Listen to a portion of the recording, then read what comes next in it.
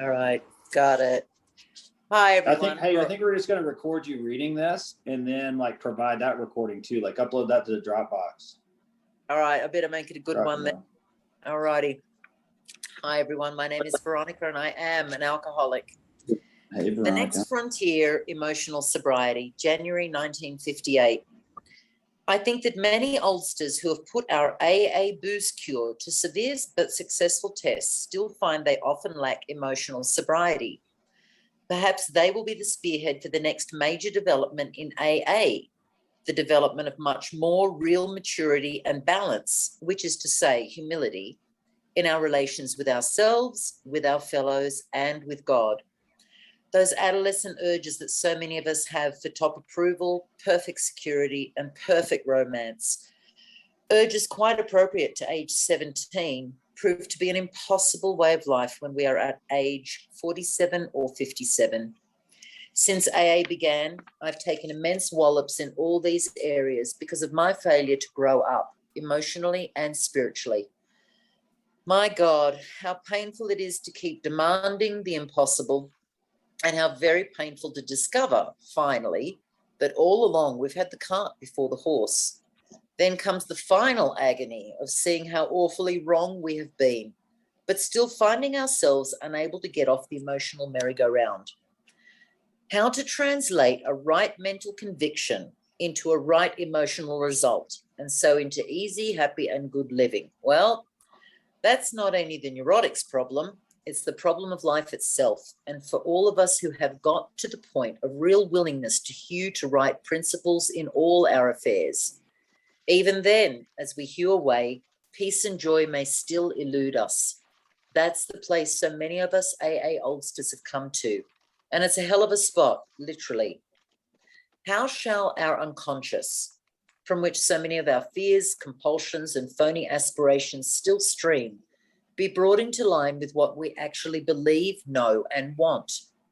How to convince our dumb, raging, and hidden Mr. Hyde becomes our main task. I've recently come to believe that this can be achieved. I believe so because I begin to see many benighted ones, folks like you and me, commencing to get results. Last autumn, depression, having no real rational cause at all, almost took me to the cleaners. I began to be scared that I was in for another long chronic spell. Considering the grief I've had with depressions, it wasn't a bright prospect. I kept asking myself, why can't the 12 steps work to release depression? By the hour, I stared at the St. Francis prayer. It's better to comfort than to be comforted. Here was the formula, all right, but why didn't it work? Suddenly, I realized what the matter was. My basic flaw had always been dependence, almost absolute dependence, on people or circumstances to supply me with prestige, security, and the like. Failing to get these things according to my perfectionist dreams and specifications, I had fought for them.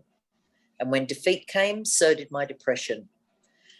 There wasn't a chance of making the outgoing love of St. Francis a workable and joyous way of life until these fatal and almost absolute dependencies were cut away. Because I had over the years undergone a little spiritual development, the absolute quality of these frightful dependencies had never before been so starkly revealed.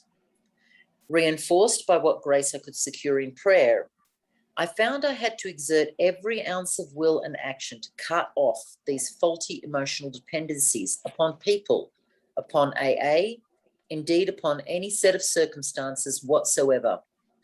Then only could I be free to love as Francis had. Emotional and instinctual satisfactions I saw were really the extra dividends of having love, offering love, and experiencing a love appropriate to each relation of life. Plainly, I could not avail myself of God's love until I was able to offer it back to him by loving others as he would have me. And I couldn't possibly do that so long as I was victimized by false dependencies.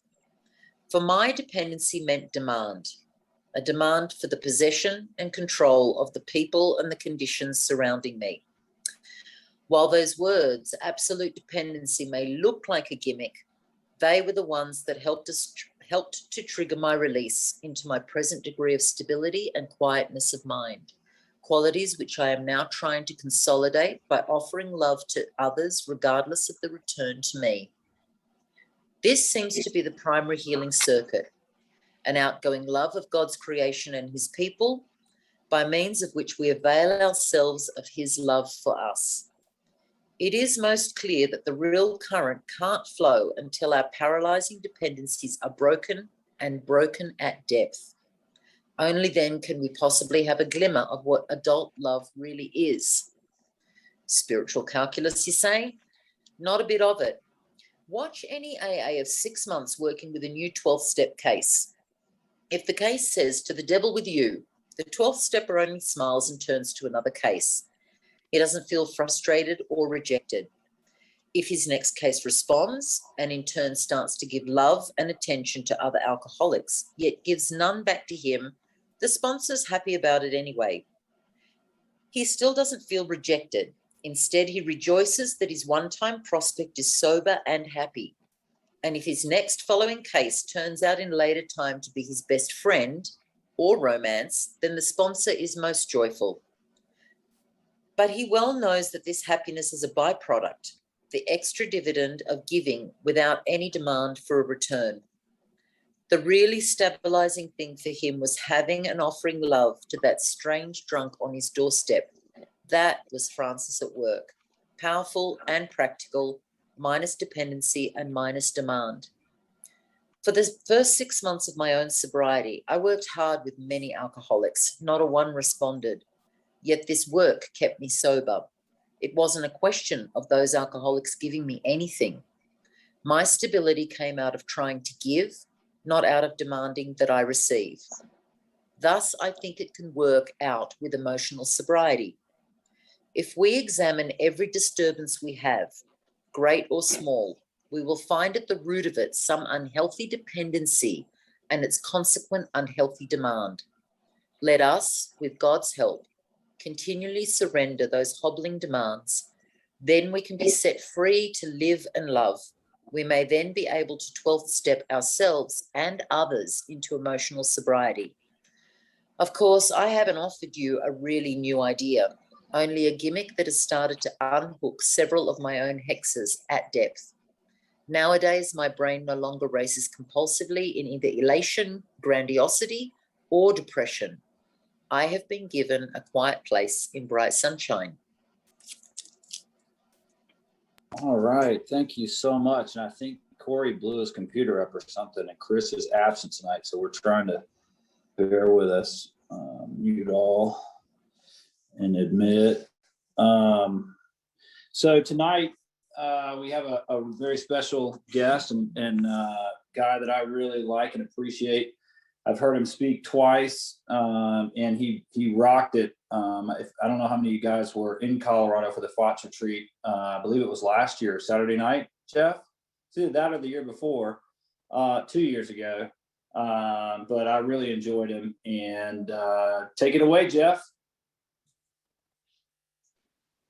Thank you so much, Sam. Good evening, everyone. My name is Jeff Van Lanningham, and I am an alcoholic. Am I coming through okay? Yep, okay. I want to thank you for having me on it's one of my favorite writings from Bill Wilson, is that essay or the letter on emotional sobriety. And it's one that is near and dear to my heart. Just to give you an idea of how strongly I believe in this. And by the way, I talked to Sam earlier. Sam asked me, his exact words, and I like the direction, was that leave as much blood on the table as I am willing to. And I'm happy to do that. I'm happy to share what my journey has been like. I've been a sober member of Alcoholics Anonymous since March 16th of 1992, which puts me at 29 years, right? Big deal. It is a big deal, but sometimes that's problematic. Sometimes the very fact that I have a lot of time, my mind uses that as fodder to tell me that I should be further along. I shouldn't be at a prey to these kinds of emotions. I should know better by now. And one of the themes you're going to hear tonight is just how bad my ego will infiltrate all facets of my life, including recovery. Because one of the things I've come to learn about my mind is that it learns, and it learns recovery. Hopefully I'll remember to come back to this, but I'll tell you how I can take the purest suggestion in Alcoholics Anonymous and distort it into something that's ego serving and self-fulfilling. But to give you an understanding of what I'm talking about as far as my belief in this topic, years ago, I sponsor, I should say I work with a lot of guys in AA. And there was years ago, within a 30-day window, they all called me with the same concern. They all called me and in some variation said, everyone else that you sponsor is getting it and I'm not. I'm struggling with this, fill in the blank on what this is, but everyone else is getting it. And it dawned on me that in our zeal to be positive, in our zeal, and keep in mind, carrying the message, there's another thing that I distort quickly into how wonderful everything is and to be an example of the power of Alcoholics Anonymous. And in our zeal to be positive, we are literally killing each other. And so what we do this to this day now. I do an annual retreat or a weekend with the guys that I sponsor. And on our Friday, our first meeting that we kick off with on Friday night is called the Behind the Curtain meeting. And what it's meant to do is for people to share transparently where they're at in their journey on recovery. And it does a couple of things. One is it lowers that veil of difference, because that's the danger when I start to struggle, is I start to look at AA and realize no one else really understands what's going on. So it lowers that veil of difference. Two, there's always 3 or 4 guys in the room who have the exact same problem. And so you'll have someone share their financial struggles, and there's 3 or 4. Someone will share their marital problems, which again, spoiler alert, you're going to find that with my experience, perhaps yours, most of my troubles tend to revolve around relationships and money. Why? Because that's where emotion is highest. That's where my demands become the highest as to what I think I need to be happy. So anyway, we do this meeting on Friday night, and now it's out there. Whatever it is that I've shared, I can't hide behind the obligatory "I'm fine." You now have to face that. And I've found again that a lot of my struggles in Alcoholics Anonymous, if I can get them out into the light, they're not nearly as big of a deal as they are when they're hiding in the back of my head. So anyway, I'm a big proponent of having these kinds of. I'm actually surprised. Actually, when Sam was explaining to me what this was and how this worked, I was like, I can't believe there's not more workshops or meetings like this. I may steal this from you, Sam, and in 2 years' time, if someone hears about yours, I'm going to tell them you stole it from me. But no offense. And then the other thing I want to share, and I'm reluctant to do this, but again, my friend Sam wants me to be raw. I want to be raw. Sam alluded to it in the introduction. He talked about speaking at the Fellowship of the Spirit conference in Denver, and again, what I'm about to say, this is not arrogant, so please hear me out to the end. I have at times get asked to speak all over. I've been all over the United States and spoken at a lot of places, but here's the rub. I'm okay. I don't have a fear of public speaking. And as long as we're discussing what we were like, what happened, what we're like now, I feel pretty comfortable with that. I get extremely nervous though when I have to go off script. To the best of my knowledge, I have never given a talk on emotional sobriety. I may have in one-on-one, but to my knowledge, I don't think that I've ever given a talk on it. And I could not tell you how anxious I was leading up to this meeting, way more so than I should be. I called my sponsor and I'm like, look, I'm supposed to give a talk on emotional sobriety. This has all the potential. And here's my fear, and just pick up, they're just flying through my head. I don't know what I'm going to say. And I don't like going into situations where I don't know how it's going to turn out. I'm going to talk for 5 minutes and then just freeze and just pretend, I'm having problems in Zoom, something to get out of it.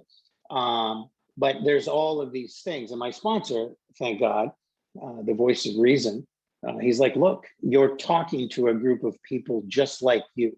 All they want you to do is share. You're not there to fix anything. You're not there to cure. You're there to share. And so I've tried really hard to get into that mindset, that I am with a group of people who I hope are just like me. I'll be looking to see some heads nodding when I get into some specifics here. And if I see a lot of surprised looks and aghast, then I may just cut this call short and go running. But I sobered up 29 years ago. I was 21 years old.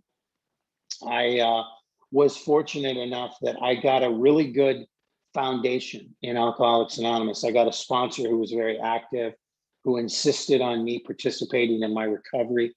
He put together a formula that was not of my own making. Sometimes around here, you'll hear people say, come to AA and take what you want and leave the rest. And I have to tell you, that does not apply to me. I am far too comfort driven to take what I want and leave the rest, because I won't take anything that's good for me. And my sponsor was not interested in what I wanted. He basically told me what I needed. And I had a home group and I had to get a commitment in it. I had to go through the steps as they were outlined in the book of Alcoholics Anonymous. I had to have commitments. I couldn't say no to AA requests.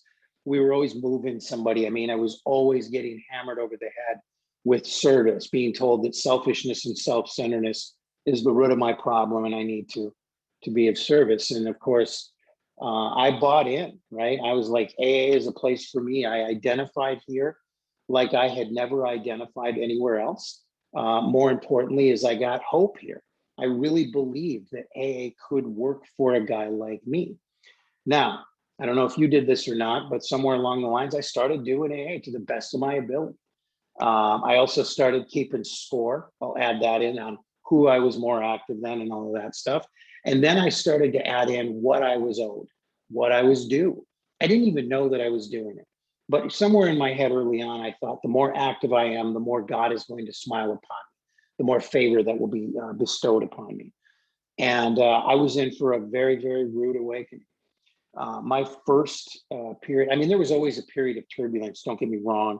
I was always questioning something or out. In my home group, they call it Jeff out on the ledge, where I'm out on the ledge about something, just, ready to jump. But my first major area of struggle was when I was 2 years sober. At 2 years sober, all of my being active, all of the things I had done, all of my knowledge and action on the 12 steps of Alcoholics Anonymous were about to avail me no help. And what happened for me at 2 years sober is I got into a relationship. You hear this all the time. It's almost become a joke in AA, they always say, don't get into a relationship for your first year, but that somehow implies you're ready after a year. That's not what that means. What they mean is they hope after a year, you've at least dug your roots in deep enough to survive the storm that is about to come. And I started, I met this gal, we were working together at this hotel, and I was smitten, right? And I went to my sponsor and I said, look, there's this girl, I think she's interested in me. That's an attractive quality. And I really want to date her. And my sponsor said, it's not a good idea to date people you work with, that you're just asking for trouble. Now, by this time, I'm 2 years sober, I'm active. I don't disagree with my sponsor. I'm like, you're absolutely right. I went down and I quit my job. And this is how our relationship started. We got into this relationship, and right off the bat, it was like I had not been sober for an hour. I could not believe the level of insecurity and fear and paranoia that just came rushing right to center stage. And the problem with me in a relationship is that I have this deep-seated belief that this person does not really want to be with me. And if they ever discover who I really am, they're certainly going to abandon ship. And so what I need is that constant reaffirmation that everything is okay. And for me, constant reaffirmation means this. Here is the hoop that I need you to jump through today to prove that you love me. And then that hoop gets smaller and higher each day, right? As I used to say kind of jokingly, but it really isn't. I just need you to treat me special and better tomorrow. And if we can do that, we'll be great. But the problem is that is not a recipe. It's not sustainable. And it is not a recipe for success. And in the course of this relationship, when this young woman would not do what I wanted her to do, and quite frankly, what I was asking her to do, no human being could do. As we have read earlier in the essay, when my dependency is on other people, how they treat me, my prestige, money, throw that in there. But anytime it's anywhere other than God, it does not work out well for me. And but I demand it. I am manipulative. And there's an expression sometimes that you hear in AA that we don't get into relationships, we take hostages. And that's exactly what I did. And I was in. Now, to give you an idea, you might think that this is podium embellishment. It makes for a good story to talk about how sick the relationship was. Let me give you an idea of just how sick this relationship was. When we were dating for 3 months, we started seeing a marriage counselor. We were not even engaged. I mean, who the hell sticks? Who does that? Who's like, yeah, this is clearly there's some light at the end of the tunnel. I mean, I don't know how, especially for her.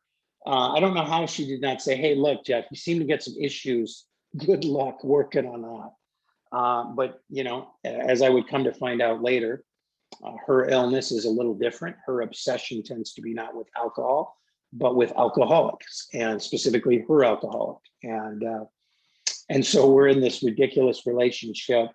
I am immature. I am needy. I have perception problems galore. I am at times getting mad at her because when she said she loved me, it didn't sound sincere. I need constant. I remember one time I went on a trip and I came back and she picked me up at the airport, and I called my sponsor right away. I'm like, something's wrong. I can tell if something's wrong, right? That's another thing. I have the gift of telling when things are wrong, even though there's no evidence. I can tell what people really mean by their tones of voice. And I knew something was wrong. And my sponsor was like, well, what happened? I'm like, well, she picked me up at the airport. He's like, did she say she missed you? I'm like, well, she said it. Didn't seem like it though. Right. And he's like, my sponsor said, you know, Jesus, you wouldn't be happy unless she was standing out on the runway with a band, with a big giant sign, you know, welcome home, Jeff. I would have killed myself had you been gone one day longer. And I thought, yeah, that would be a good start. That I like where you're going with this. And the simple fact of the matter is, I'm not really joking. That really is the depth at which I need and require. And so, again, a common theme for me over the last 29 years is that I need to be in control. I need to know the outcome. I need to know how it's going to end. If we're going on a trip, I need to know where we're staying, when we're stopping, where we're eating. I mean, I need to know things. And that's a problem when we're in a faith-based program, because rarely in Alcoholics Anonymous do I get to see what's coming. And I never get to see around corners. And so I'm in this relationship and it's sick. And by the way, here's a story I never tell. I probably should, but so kind of what happened, what culminated things. While this is all going on, I'm extremely focused. She is my higher power. This is, you know, what's going to fix me. My involvement in Alcoholics Anonymous, I was still doing enough to get by, but I wasn't doing all the extra stuff I used to do. You know, I wasn't going to coffee after the meeting. I wasn't actively looking for people to work with. I was going to the meeting. I would read how it works, whatever. But I was a shell of the AA member that I used to be, because I got to tell you, it's a big job trying to control someone else. And her and I got into a fight, nothing new. By this point, we were in the relationship. I'd given her a promise ring to be engaged someday. And we're in this fight, and my go-to tool, you know, when I'm not getting my way, is to make obscene threats. And so I immediately go to, well, then this is over, right? Now, anytime if you're in a relationship with me and I say, hey, this is over, let me tell you the correct response. It's, oh God, Jeff, no, not that. I'll do whatever you want. I've taken you for granted. Let me please make it up to you. That is the correct response. My girlfriend at the time did not give me that response on this particular night. She said, fine, it's over. Oh my God, did that make me mad?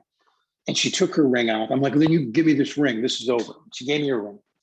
And I took it and tossed it down the street. 2.5 years sober.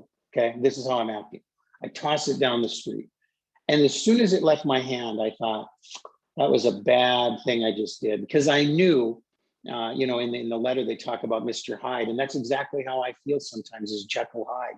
Sometimes in the fit of emotion, sometimes in the fit of a disconnection in spiritualness, something happens and I act and do things that I would never do when I'm in my right frame of mind. And often I have periods of guilt and remorse. And as soon as this ring left my hand, I thought, whew, this is going to be bad. And I immediately started praying with an earnestness that I had not prayed with in a while. And because I had a feeling later on this night, tonight, when I start realizing what I've done and what's wrong with me, I'm going to be in a bad spot. I really am. And so I started praying, God, please let me find this ring. Please, please, please. I promise I will get active in Alcoholics Anonymous again. I will go back. I will do the things I'm supposed to be doing. So we're out looking, it's getting dark. And I kid you not, here comes a street cleaner down the street. I'm like, Jesus, I mean, this is over. We're screwed. And the street cleaner's on its way. And all of a sudden, my girlfriend, she's like, oh my God, here it is. And she bends down and she found the ring. And she put it back on her hand, and by this time things had diffused. And but I decided right then and there, it was a moment in time where I witnessed the grace of God, and I needed to make good on the promise that I had made. And so I set forth to start doing Alcoholics Anonymous like I knew that I was supposed to be doing. It was ugly. I was living with guys in AA at the time. I literally had to tell them, listen, I'm not supposed to see Heidi tonight. So do not let me leave the apartment. If I tell you I'm going to get smokes, I'm lying. I'm going to drive by your house. And I literally had to have the fellowship hold my hand while I took right actions. And this particular action was the action of letting go. The action, and I am convinced that if I let go of things and I am not right there in the driver's seat directing everything, everything is going to be screwed up. So I let go and I got active in Alcoholics Anonymous. And I reapplied, the things that we do here. That story ends this way. 2 weeks ago, we celebrated 25 years of marriage. And that is truly miraculous, truly incredible when I look at where we once were. But once I got myself out of the way, once I let go, once I surrendered. See, my problem with God, by the way, and again, this comes up again and again and again. But my problem with God is not that I lack faith, it's that I lack trust. Now, what is the difference? A sponsor I once had used to have this great analogy to describe it. But if you're at the circus and there's a high wire act going on, and you're watching them, whip across the rope and stuff, you have a degree of faith that they know what they're doing. They wouldn't hire them and let them up there if they didn't know what they were doing. So I'm sure that they know what's going on. And then during the course of their act, they bring out a wheelbarrow at one point and they say, now we need a volunteer from the audience to get in the wheelbarrow while we push you across this line. Now you're about to discover trust. Do you trust them enough? I'm happy to sit and talk about God when everything's going the way I think it should. I do not like to turn things over to God, though, when the outcome is ambiguous or when my will is so strong that it needs to go this way. So anyway, my relationship, and believe me, it was not right off into the sunset. We continued to have struggles. Years later, my wife would join Al-Anon, which I am going to say this much, and you can deduce from this what you will. After she joined Al-Anon, we stopped fighting. I don't want to say she was all of the problem by that point, but the facts are the facts. And we've been blessed to be in a home that has recovery coming in both sides, both through Alcoholics Anonymous and through Al-Anon. We're now married. Great. I'm active. I'm working with people. I'm now this time sponsoring people. I'm starting to get invited to speak and blah, blah, blah. And it's all, here we go. Right now we're ready to go. This is where my rocket to stardom takes over. And we decided we wanted to have a baby. We were going to travel the world and stuff. We were like, oh, we're just having a baby. And we could not get pregnant. And to make matters worse, because there's always a degree of irony in Alcoholics Anonymous, to make matters worse, every guy I sponsor is having a pregnancy out of wedlock, unwanted, with usually a one-night stand. So I'm now married, doing everything right. We can't have a baby. And all of these goofballs that I'm sponsoring literally on a weekly basis are calling me with the whole, it broke, I think she's late kind of stuff. And I'm like, are you kidding me? What kind of a cruel God is this that is heaping these kinds of injustices on me? And so we enlisted the help of medical professionals, and and I was getting more and more frustrated. And ultimately, we took this pregnancy test, and I could feel that it was going to be positive. I just knew. And test came back; it was negative. And I had a moment, and again, I've had many a moments like this where I'm finally beaten down into a point of surrender. Another key buzzword for me and the level of serenity that I carry around is usually equated to the amount of surrender that I have. And I have a very difficult time surrendering to the way things are. I'll get into that in a minute. And so I had this talk with God. And I said, God, I've been beating my head up against the wall, expecting, demanding, wanting a child, convinced that it would be a good home. And you are not answering it the way that I want. And I'm okay with that. And I meant it. I'm okay with that. I will start to look at other options. Maybe we'll adopt. Maybe we'll get a dog. I don't know. But I'm okay accepting my life the way that you're unfolding it. But it took me a lot of bonks on the head to get to that point. And the next morning, my wife came out. She's like, oh my God, the test had actually turned positive. We just had not waited long enough. And I learned a valuable lesson because I'm very egoic in my thinking, because my ego tends to, and ego is always about extremes. There's right, there's wrong, there's left, there's right, there's black, there's white, there's very little in the middle. And so when I throw up my prayers to God, the answers are either yes or no. That's the only option that lives in my world. I always forget the third option, which is not yet. I don't like that option. I want what I want when I want it. I am a firm believer, as it says in the book, that I can wrest satisfaction and happiness out of this world if I only manage well. And for me, managing well means I have to get everything lined up the way that it's supposed to. And often my prayers are answered with not yet. That's not what I have in store for you. And so now we have this little baby coming. And I was terrified to have kids. I haven't gotten a chance to get into it, but I was extremely temperamental. I was volatile, sensitive, needy, as I've said. And I thought, my God, I'm going to take this out on a child. I'm going to bring that into a world. Once upon a time, that's where I thought God would not allow me to have children. And we have this little boy, and his middle name is Wilson, after Bill Wilson, because of the importance at this point in time. I'm 6 years sober at this point. AA is the centerpiece of my life. I believe that I'm in the spot I'm in. Interesting side note, again, I don't share this very often, but my son, when he was in kindergarten, had to write an essay on what his name meant. And he wrote his little essay, and he said, my first name is Mark, I'm named after my great-grandfather. And my middle name is Wilson, who is the man who saved my daddy's life. And I love that they were raised in a home. By the way, we may have overdone it a little. So we had our son shortly thereafter, we had our daughter. And they were raised in an AA home, right? We always had people over here. There was always some AA cookout or something. Obviously never saw alcohol in the home, that kind of stuff. But my daughter, who's now 20, recently told me, she said, Dad, I have to be honest with you. I was like 12 years old before I realized, I thought the whole world was alcoholic. I thought everybody was alcoholic. So anytime I saw anyone drinking, I thought, oh my God, they slipped and lost their sobriety. So we might have overdone it on that side of things. But anyway, and so now we have these kids, and I continue to move forward in Alcoholics Anonymous, doing the things that I'm doing. And I'll tell you, throughout it all, I've gone through tangents. I think when you're 5 years sober, you go through a bit of a menopause phase where you start looking around, asking yourself, is this all there is? Is this really, I mean, AA is fine, but I thought I was destined for greatness. At 10 years sober, you look around and you go, I really thought I would be further along than this. Because when you're new and you meet someone at 10 years, you think, my God, that person's a holy man, a holy woman. And then you get to 10 years and I'm like, I got all this pettiness, financial problems, just all kinds of stuff.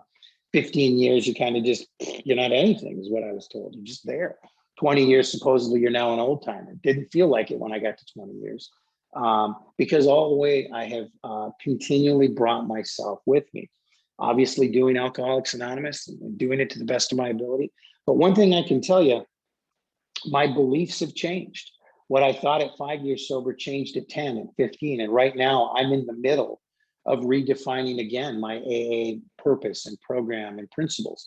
And I'm a big believer that do not chisel your AA beliefs in marble, write them in pencil. Have the ability to erase as new things, as new information comes into the equation. And so now I have this family and I'm continuing on the way. And just to kind of give you a little bit more of an overarching theme to what I believe some of the problems are for me that have manifested themselves in my life. As I said earlier, I'm a guy absolutely dominated by ego. Now, when I say ego, I do not mean that I think all that about myself. I mean, there's this incessant chatter that goes on in my head. And one of the things I've learned about an egoic mind is that it can have no power in the now. For an ego to have power, it has to keep you locked in one of two spots, the past or the future. Ego will sit and tell me how much I should regret, how much remorse I should have, how much resentment I should have about past actions, past harms, past slights. As long as I'm not focused right here, right now, it will keep me locked in there. Or it will keep me locked in the future with anxiety, with fear, with excitement. Happiness is just around the next corner. When I get this job, when I speak for Sam at his Thursday night thing, whenever this happens, I'm going to be happy. In my mind, I don't think it's a coincidence that in our fourth step, two of the things we look at are resentment and fear, past and future.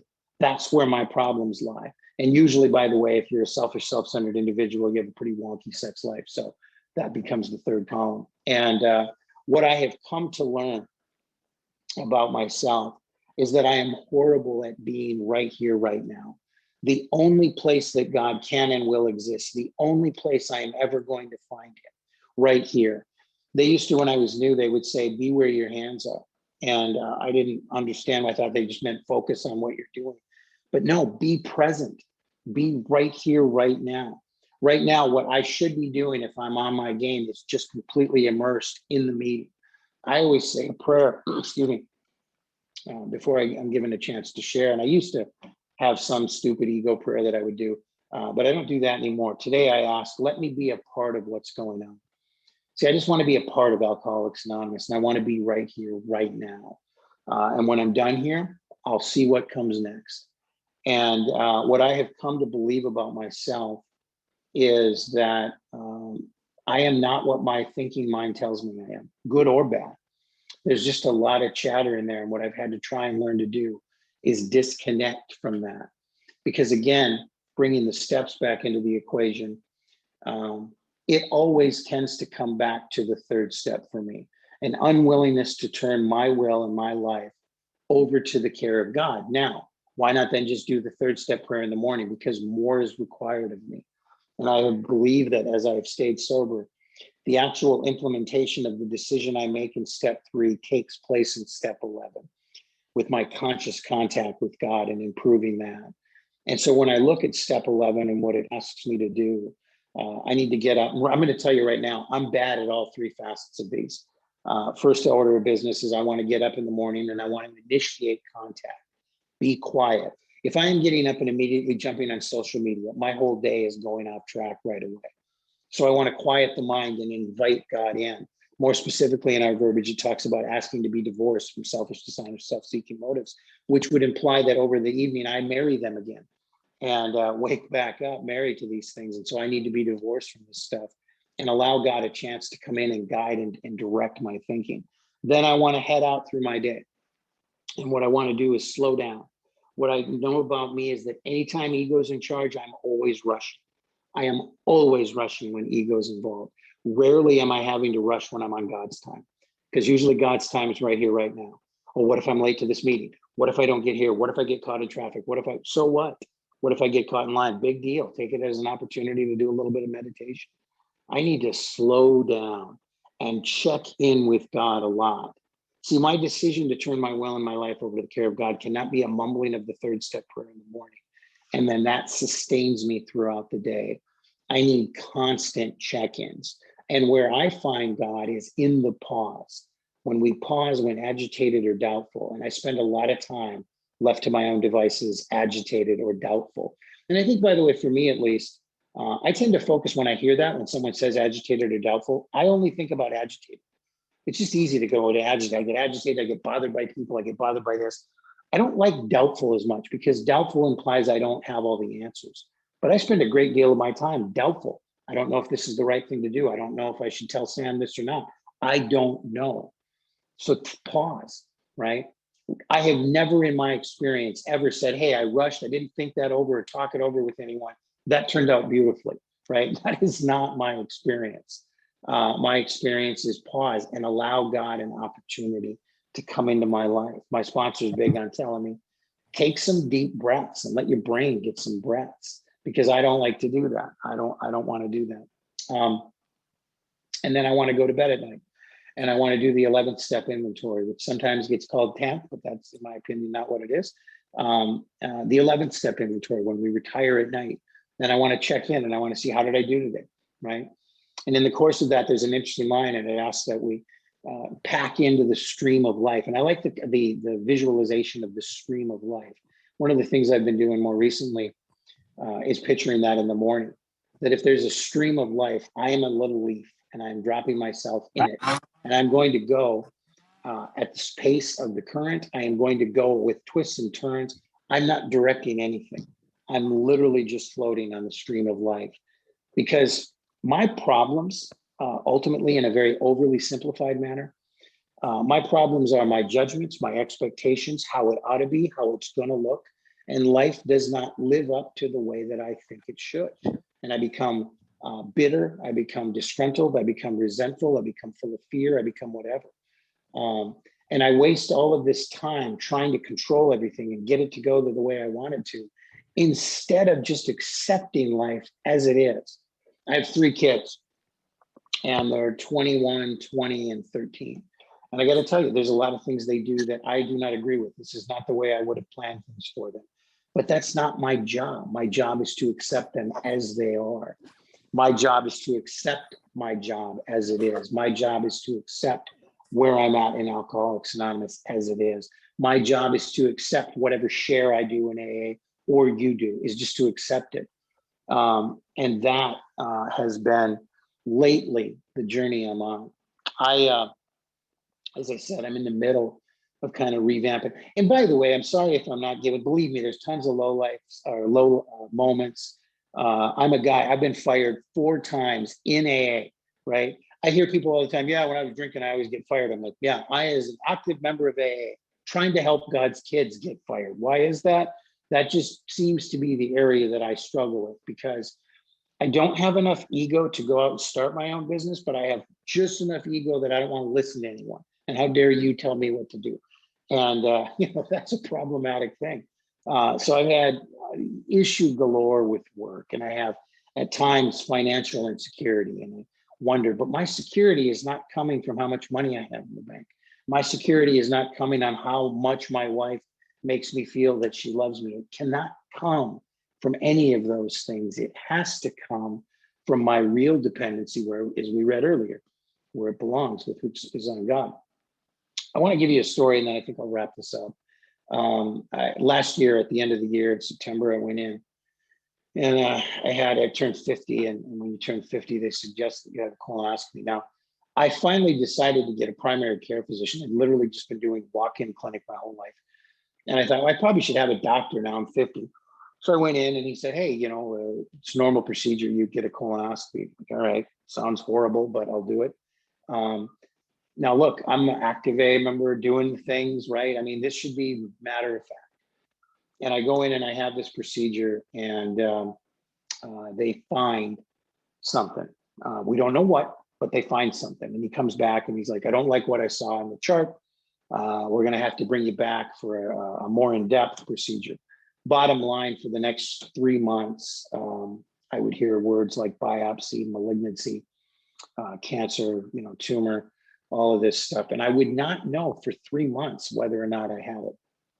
Interesting sidebar, on that first appointment, the nurse who had retired from that department had been called in. They were overloaded, and they called him in and asked him if he would help out. He's like, yeah, you didn't have anything going on. He came in, walked into the waiting room. He's like, hey, you're not going to believe this. I'm your nurse. It's not only is it a guy I've sponsored for 15 years, but I literally sponsored him when he got his nursing license back. And very important, because I was about to go on a rough journey of not knowing what the future held. And I'll tell you, God always puts the right people in my life at the right time. I didn't want to go through all of that, but I was given what I needed. Not what I wanted, but I was given what I needed. And I had my own personal Ask a Nurse. And it was interesting, a guy who used to call me desperate that he wanted his nursing license back and he didn't think it was possible. And I would, spout off that with God, all things are possible, and keep doing the next right thing and blah, blah, blah. And now I was calling him. And I'm like, am I dying? Do I have cancer? What am I supposed to do? And he was spouting right back to me the same things that I used to say to him. And they were as true for me as they were for him back then.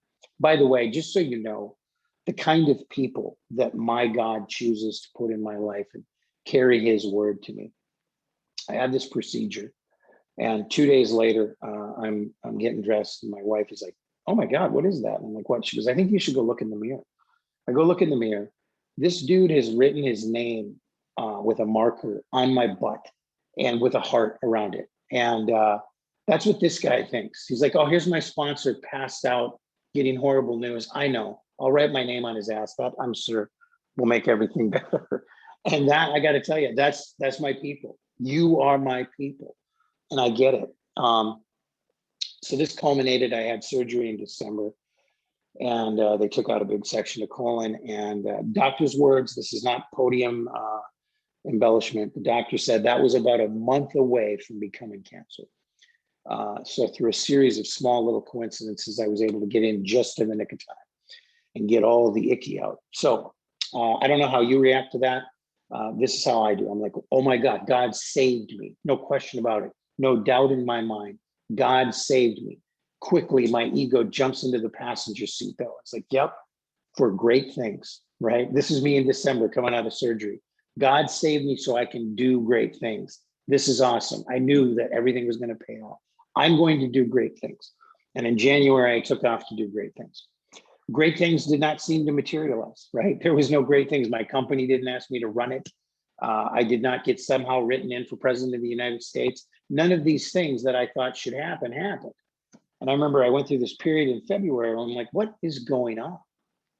And a guy called me one night, and he was all, frazzled about something. And I talked him off the ledge, where I spend a lot of my time. And I talked him off the ledge, and we got done. And, I've taken this call hundreds and hundreds of times. But for some reason, this particular night, I could hear what was being said. And he said, hey, man, thank you so much.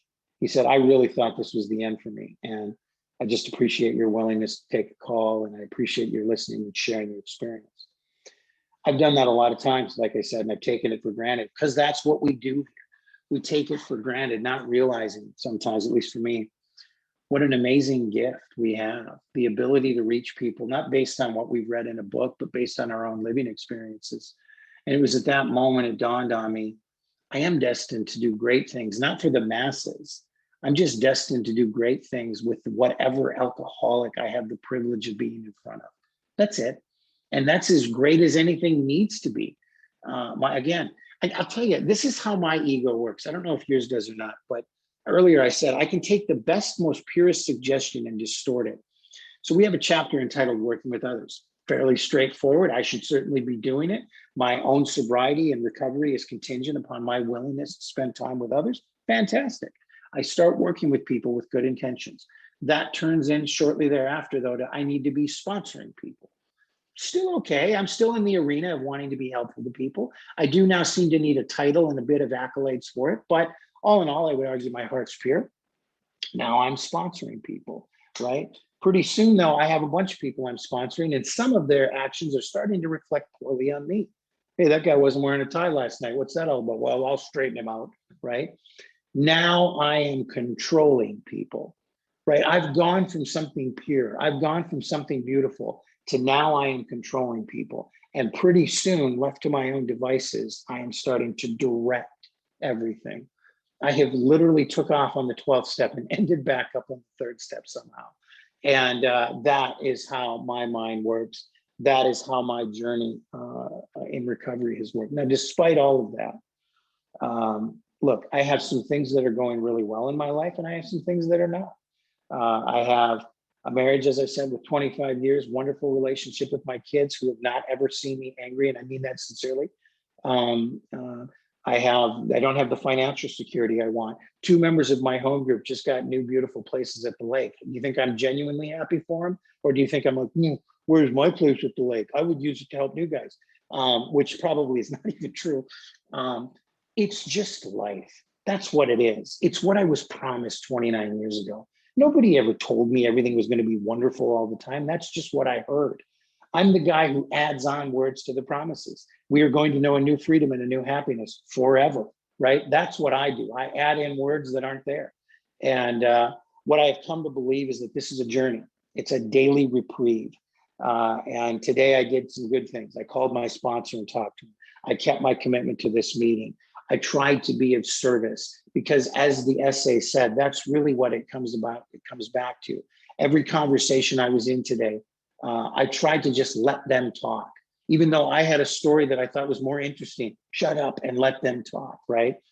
2 days ago, I was mad that somebody walked by my office and didn't say hello, right? That's where I was then.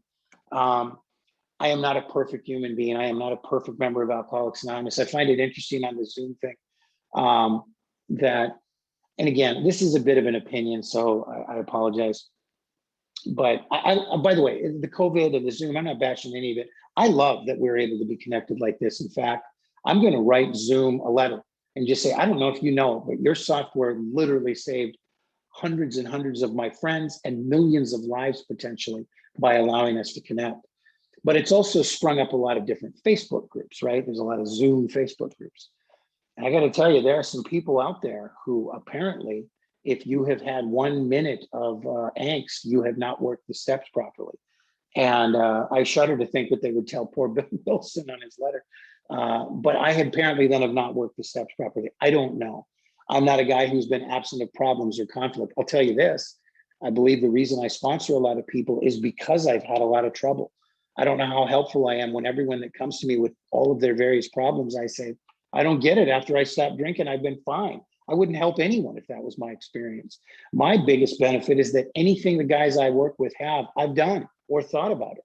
And so my pain, at the time, what I thought was my curse has turned out to be some of my most valuable tools that I can use to help people. So I'm a guy who, the journey is still being, the story is still being written. My spiritual awakening is a work in progress.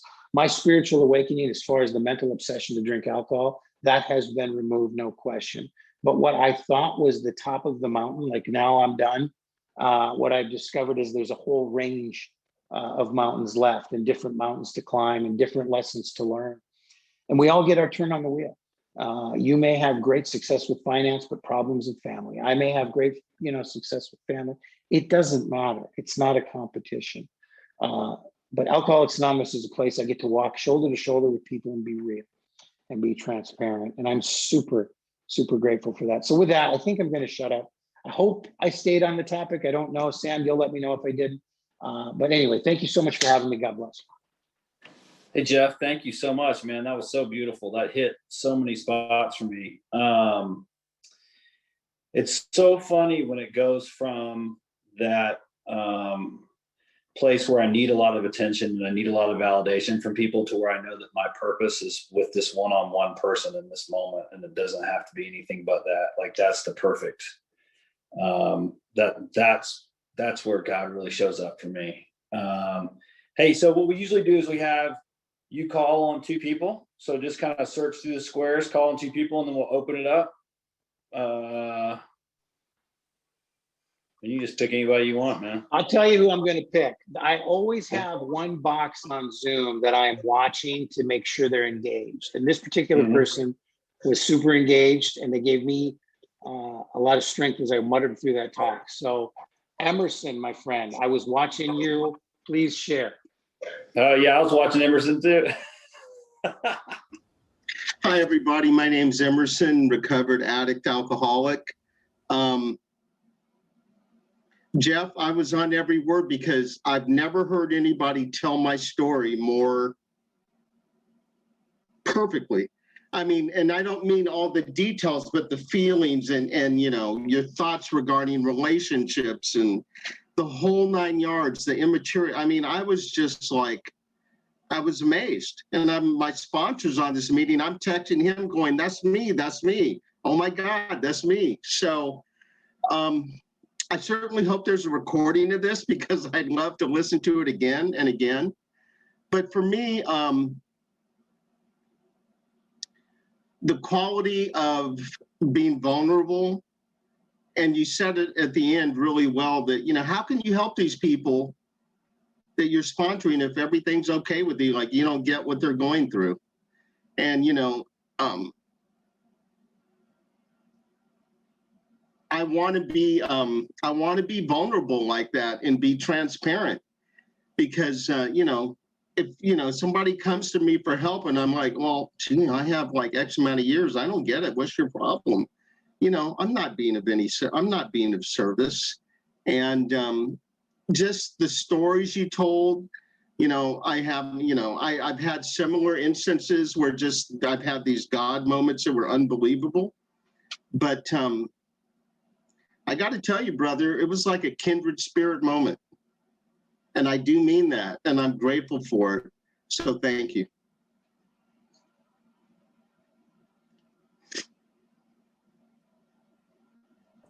All right, Jeff, you got to pick one more, buddy.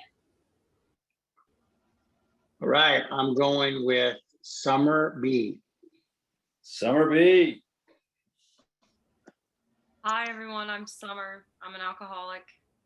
Wow, I took a lot from your story actually, and you kind of brought me to tears a little in some of it. But in the beginning, you said lay the blood on the table, and boy, do I have some blood to lay on the table.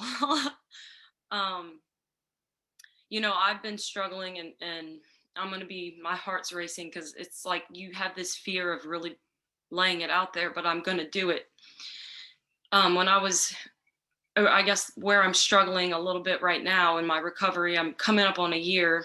When I was 6 years old, I watched lambs get slaughtered in the Middle East. And that night I contracted something called Shigella and I almost bled to death. And I told you I was going to lay the blood on the table. And I've kind of connected some dots lately. And, you know, everything that happens in this spirit, you know, because this is a spiritual program, I'm finding, I don't know for sure, you know, I'm like, it's all just kind of like either wait or kind of pin it. But like every month now as an adult in my sobriety, every month, I think I'm going to die. And it's like real, like it feels so real. It's not just I think it, it's like I feel it in my body. And like it's PTSD, complex trauma, they say. And I had trauma therapy today, and I was talking with my therapist, and I was telling her that I feel what I felt when it happened as a child, like mom, like mama, you know, because my mom wasn't there. And you know, they rushed me to the doctor and stuff, and it's deep. And what you were saying about like your roots and stuff, like don't forget where you come from, you know, because this program has helped me dig deep. I didn't know why I was like this, you know, why I drank and drugged, and I'm sure it's for other reasons as well, but nothing in my life has ever got me to start to dig and to expose some of these things that I had suppressed and didn't even remember. Like almost like I always wondered why I felt like a lamb that got slaughtered, because in my 6-year-old mind, that's what I perceived it as a child, you know, like I was bleeding out after I watched lambs get slaughtered, you know, how else, you know, how do you take that? So your story was really good. And I love that your son, I think you said, with his name, he found out the meaning of his name, touched my heart. Like it was very good, brought tears to my eyes. Thank you so much for having me, and thank you for letting me share. Thank you so much. We'll open it up. If anybody would like to share, please raise your hand. Meanwhile, I will call on Wyatt because I like to call on Wyatt. All right. Well, thank you, Sam, and thanks for calling on me, and thank you, Jeff. What a pleasure and a treat to get to hear you today. And yeah, I like to add things onto the promises also. New freedom, new happiness, new house on the lake. I mean, it seems like it makes sense to me, and I remember, like right now, like just to like it ties into your share. Like I'm in the middle of a divorce right now, and so we're just like waiting for there's a 6-month one day time period where you got to wait for the divorce to get finalized. And meanwhile, my wife and we're just being roommates, and we're actually cohabitating pretty well here. But when you said, oh yeah, now my wife, and I are 25 years, I've been married 20, I felt like that same thing. Oh, he got the house on the lake. And and this is what happens when you're at a meeting of Alcoholics Anonymous and you see someone with a spiritual malady having a real experience in real time and sharing it on Zoom. So I'm just telling you about what happened to me for reals. And so I had to do an adjustment there. And I had to let go of my old idea about what's going to make me okay. And I had to seek the truth for a moment. And I remember one time I was at it was a day in the steps with a couple of guys that aren't around anymore. It was a Joe Hawk and Mark Houston, right? And and they asked the audience, well, what's most important to you? Your relationship with God or your relationship to AA? And pretty much everybody said, they said, raise your hand if it's AA. And like I raised my hand, and they said, raise your hand if it's God. And like everybody else raised their hand. And one of them said, well, if you just raise your hand, if your relationship to AA is more important than your relationship to God, then you must be a newcomer. And actually, I was kind of offended by that. But the fact of the matter is that my ego can disguise itself as the voice of God. And it has taken me out of Alcoholics Anonymous. It's been a long time since that's happened to me. But that's why I take contrary action and I show up and I do things that don't make sense to my ego. And in the third step, I made a conscious decision to live a way of life that doesn't make sense to my ego. And not that it ever did, even when I was drinking, but and so I had to reevaluate what I need to be okay. And this whole idea of the false dependency it's huge. I mean, this is just, if we can get free of that, then we're free as a bird. This is false dependencies. What I think I need to be okay. You go down to 7 areas of self, third column, you get free of all of that. And so I'm doing pretty damn good, to be honest with you. And luckily I can pause. And in that pause, stop long enough for the grace of God to come in and show me the truth of what's really going on here. And then one thing Joe Hawk did say was that anytime an alcoholic sees the truth, it's a spiritual awakening. And I thought that was righteous. And it seems like emotional sobriety, just like physical sobriety, is a byproduct of a spiritual awakening. And that's what this whole thing is about. And that's something I need to do every day because I got to recalibrate my compass because like you said, someone walks by the office and doesn't say hi in the right way.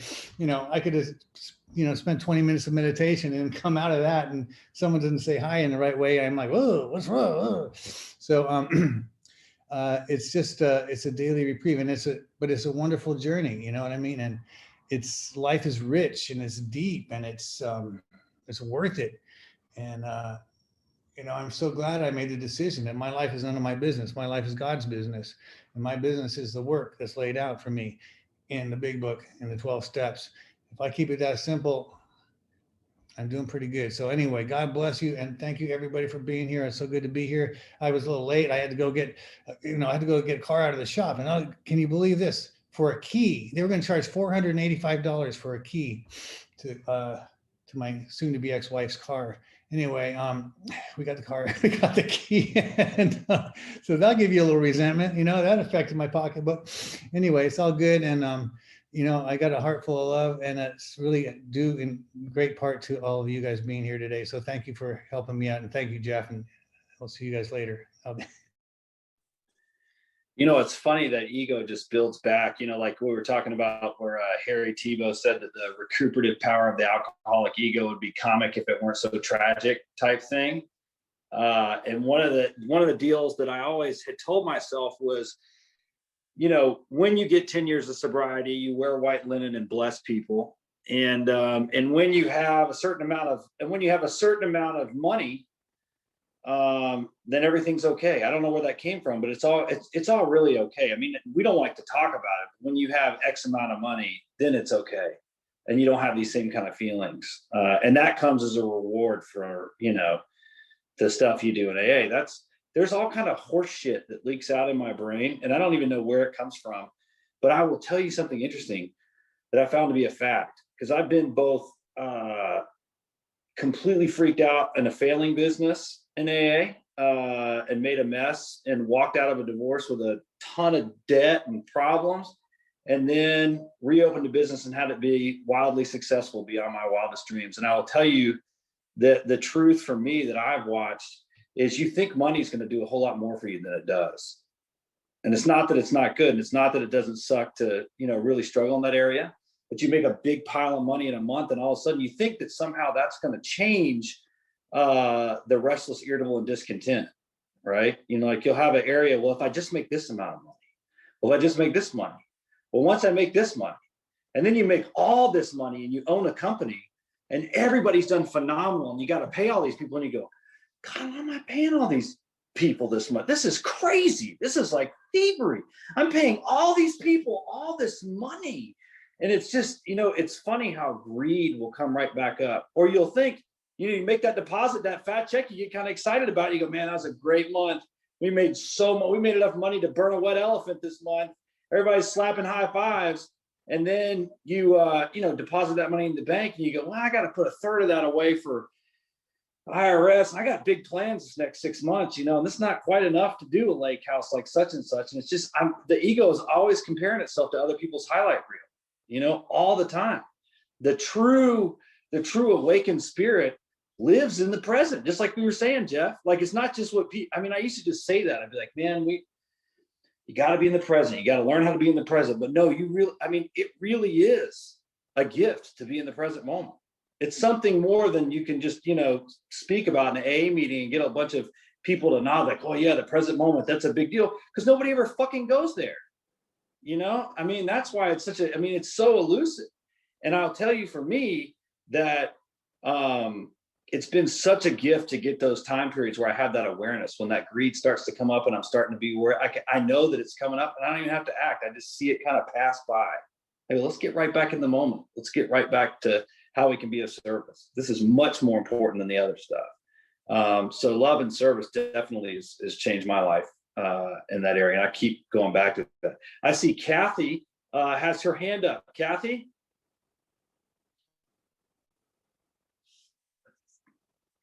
It's always like, where's my mute? Not everybody uses Zoom anymore. There's all these different meetings and the mute is always someplace else. So I'm Kathy, an alcoholic. And Jeff, you really like told my story in so many different ways. Just a couple of things, you know, you talked about each year, you know, and when we start comparing ourselves to each other. And unfortunately, at 5 years, I was comparing myself to everybody. It was like, I'm not where they're at. Look at this person. They came in after me. I'm not, you know, I'm not doing enough social or service work. And this person's going back to school and they're doing addiction counseling and everybody else shares better than me. And instead of like jumping back into the program, I headed to the doctor's office. And, you know, this is nothing against doctors. And I tell people all the time where I'm at, or, you know, like where I work, you know, we follow the doctor's advice. but that's where my path like veered off from everybody else, because I thought I was gonna be better than everybody else by having a doctor say, well, you need medication. And it took me, I never left the program. I always followed doctor's directions, but it took that spiritual awakening at 20 years of sobriety. And it was like, wait a minute, you know, what am I doing? Where am I going? And I changed sponsors, and, you know, we did this huge, big book study. And at that point in time in my life, it was like, you know, the recipes in the book, you know, it wasn't someplace else. And that was my spiritual awakening. And after I started listening to people here, and I had a few other people that said, you know, they had this aha moment, like at 20 years, it was like, it's just a different way of understanding the program. And for me, step 6 was big. Step 6 was big. What are the old lies that I'm telling myself? But what I heard, you know, I heard you say, you know, like a couple of things about, you know, being in the present. Early in sobriety, there was a woman who had lost her daughter, and she talked about when she would take walks, she would always, to stay in the present, she would count the cracks in the sidewalk. And you know, what I heard you saying that makes so much sense now is that God can only be in the present. He can't be in the past, and he can't be in the future. You know, God only meets us right here. And I work in hospice, and I get to see that like all of the time. You know, I get to see people that are in the past and the future, but it works in the program too. And that's what I heard you saying, you know, where is God now? And the other thing I heard you say is, when I'm rushing around, I'm not in God's time. And I tell you, to be in hospice, you see God's time all the time. And sometimes I can just say, you know, you just wait, you know, there's just things that happen. And the other thing that happened to me, I didn't have anybody ride on my rear end because nobody had a good sense of humor when I had a colonoscopy. But I ran into a woman. So I'm not supposed to, because of my practice, I'm a chaplain. And so I'm not supposed to, you know, talk about my religious beliefs, any of my beliefs. I've been called on the carpet to not talk about the 12 steps, or, you know, admit that I'm an alcoholic. And, you know, sometimes the spirit just moves. And so I was with a couple last week, and this woman was losing her partner. And she was talking program talk. And I said, oh, were you at a meet? Or I said, what's your community? And she said, oh, I can't tell you. She said, we don't promote ourselves. And I looked at her and I said, I've got 24 years. And it was like lightning. It was just, all of a sudden the sharing was at a deeper level. But based on your whole talk, Jeff, it's so funny. So we were talking, and she's a golf pro. And so she pulls out this ball marker, and she goes, if people, a lot of people don't know, it's because of the program, but it's a coin, and it's rule 62. So you turn it over, and it says, don't take yourself too damn seriously. And it was like the perfect thing at the perfect time. It was like, all of a sudden, I just had to realize just to not take myself so seriously. And the program just works. You know, it works if we just step into it. And yeah, Jeff, I've just really enjoyed your share. So thanks so much.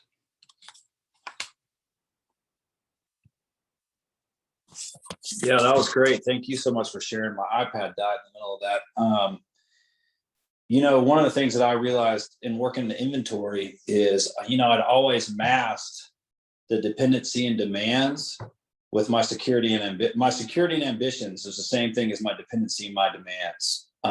It's what I thought I needed to be okay and what I thought I wanted to be okay. And when I'm needing or wanting anything external, I'm not in the present moment. I've already missed it, you know. And Chuck C used to always say, what you're looking for, you're looking with.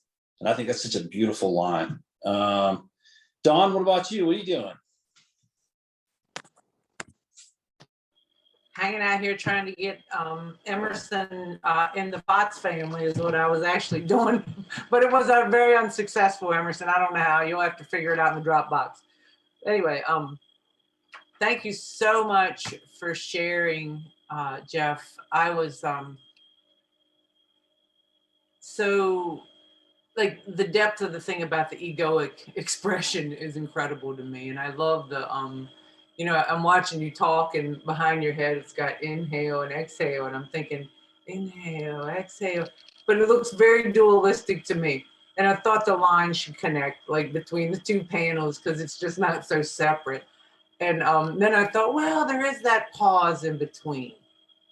And it just was kind of, you know, relevant about what you said. And one of the things that I've been really talking to, you know, a few of my, the people I work with is, we were talking about how difficult it is at times to pause, like, and that what a challenge it is when I'm in dualistic thinking, and what you were talking about.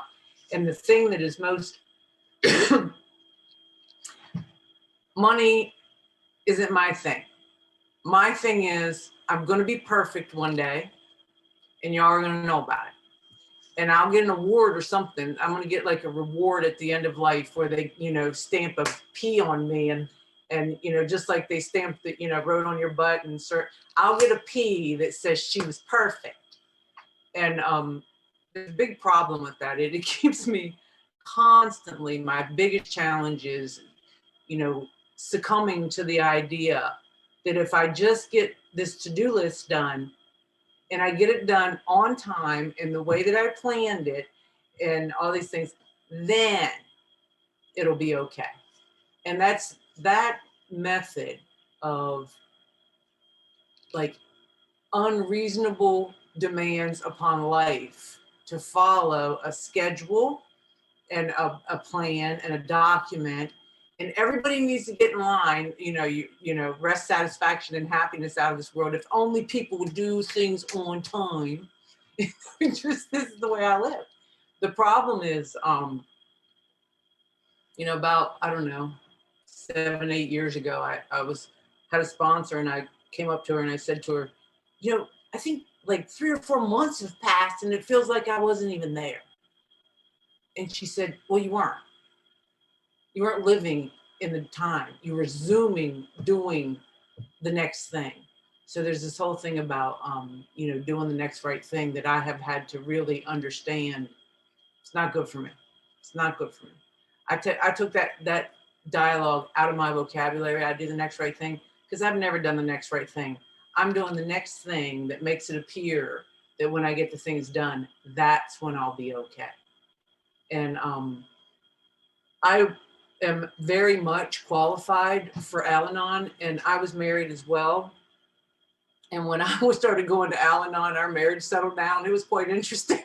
I don't know exactly why that happened. I think it's like, if, you know, there's this little thing that they talk about in, I don't remember who talks about it. Maybe it's Rami Shapiro talking about trim tabs. And if you just turn the thing just a little bit, the boat will actually start to turn.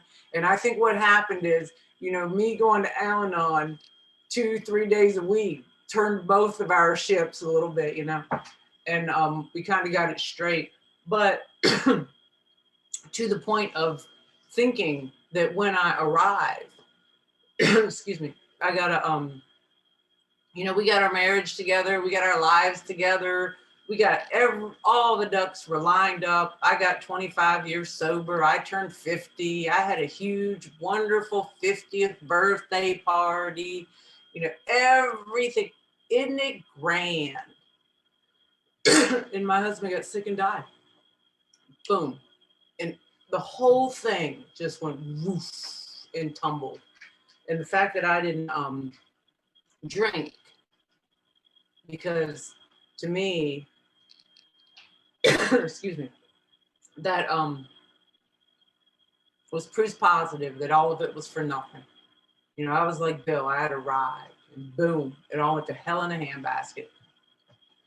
I didn't drink because I learned to stop living in the future. And I love what you said about the present being the only place of peace. And for me, when I go into the past, it's more self-pity than resentment. I think I'm allergic to my dogs. Anyway, and when I go into the future, total anxiety. I have to stop. I'll pass. Thank you.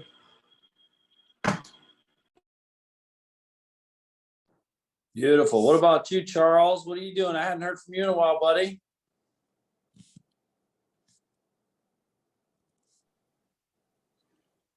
Yeah, thanks. Charlie Field, alcoholic. My ego said you should have picked me first. We saved the Man, best. I'll tell you what, Jeff, that was really good. I've got a lot out of that.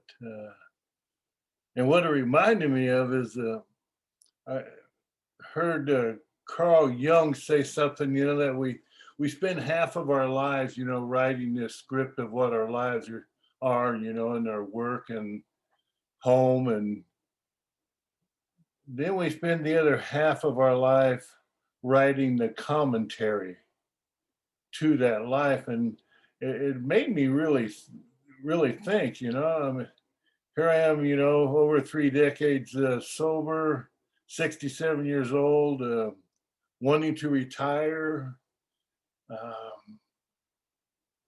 And I had put all these detachments on all of these things that's going to require my immediate attention, and I start writing my own scripts, saying, okay, well, here, you need to do that, you need to do that. And I'm driving down the road one day and I was thinking, Lord, I'm sitting there praying. And then I heard this book that I was listening to talk about St. Francis. And they said when he was young, he'd walk around and they'd hear him say, who am I? Who am I?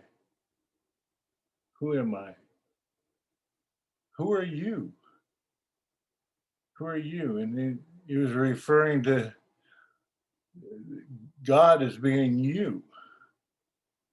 And that's what, I've been thinking about, a lot lately and praying about is that simplicity for me and getting in the now. I mean, I've never been one to do it. I did a lot of alcohol and a lot of drugs and did a lot of brain damage. So there is a part of that ego that shadows every area of my life that says, you should, you ought. And it has words like, me, you.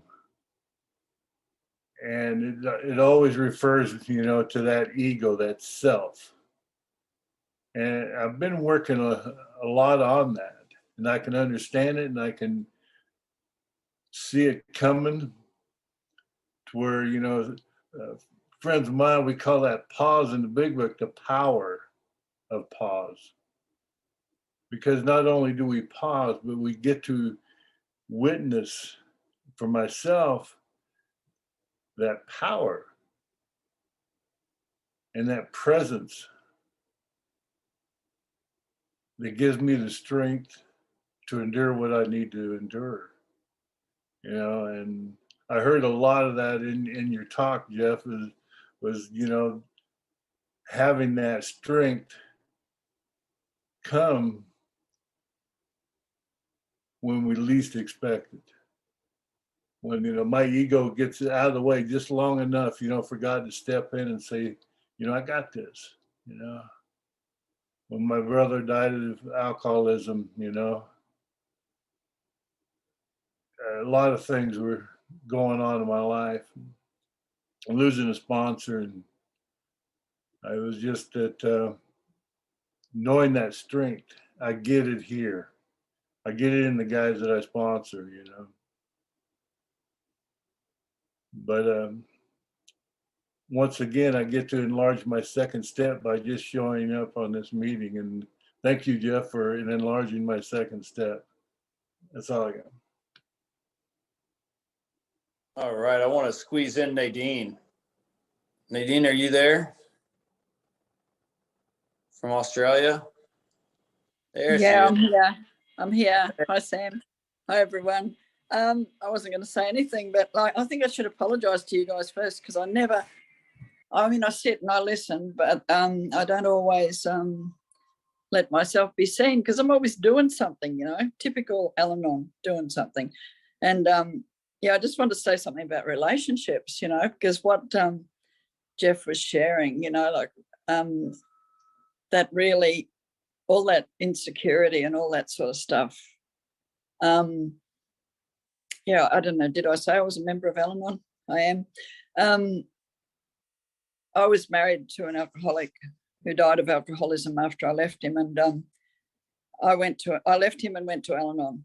And 6 months into the program, or not into the program, into the meetings, I met a sober alcoholic, and it was just like I was just entranced, you know. Here's a person who's going to do sobriety with me, all the things I want to do with this guy who just would not come along. And we lived together in untreated, well, mine was untreated Al-Anon disease for like 15 years before I started doing the steps.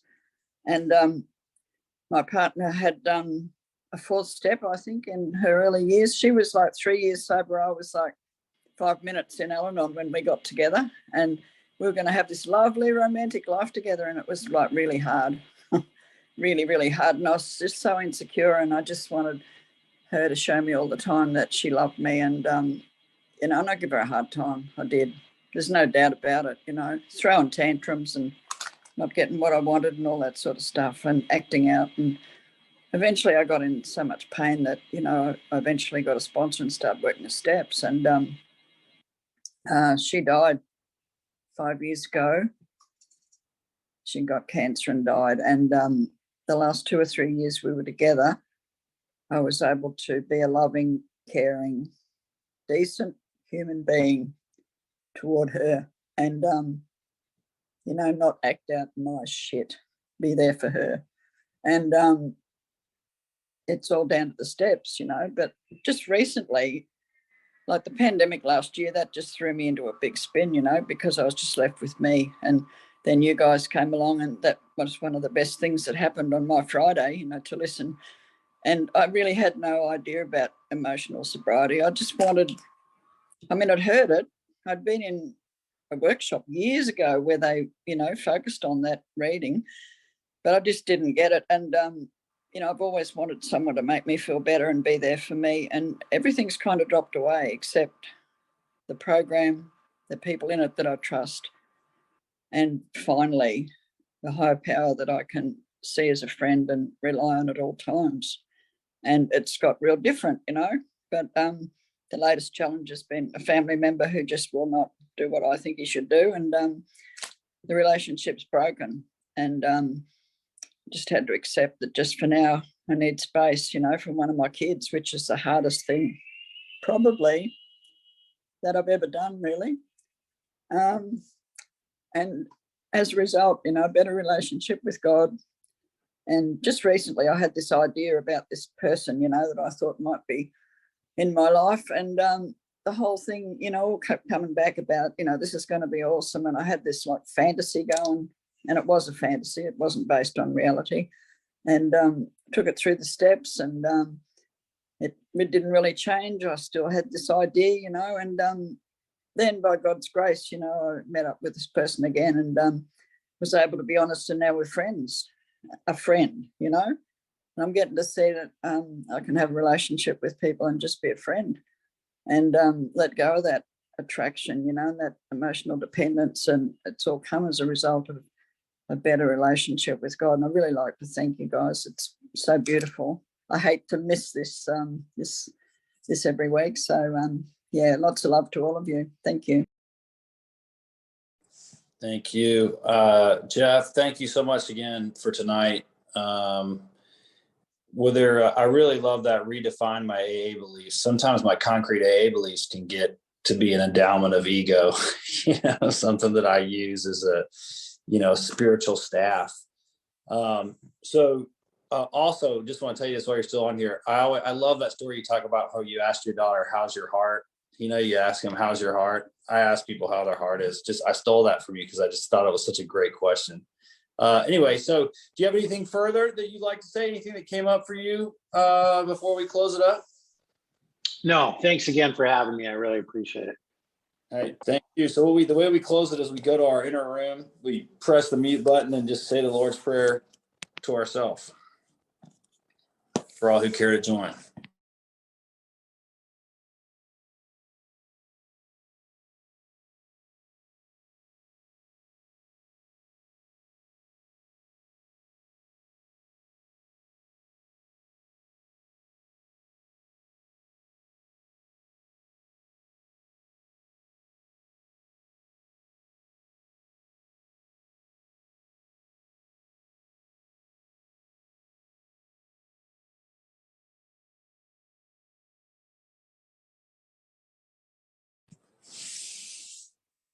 Thank you so much. Thanks everybody for joining us tonight. Jeff, thanks again, man. Just filled my heart up. I love that. You bet. Thanks, Sam. Appreciate you having me. Yeah. Thank you, Sam. Thank you guys. Thanks, All right, Sam. good. Thanks, Jeff. Jeff, Thank you. thank you, Sam. Thank you. See you guys. Beautiful Thank you. meeting everybody. Have a great week. Thank you, everybody. Yeah. Thank you, Thank everyone. you, everybody. Great night. Yeah. Thank you all. Correct. You're welcome. You guys have a fantastic night. We'll see you next week.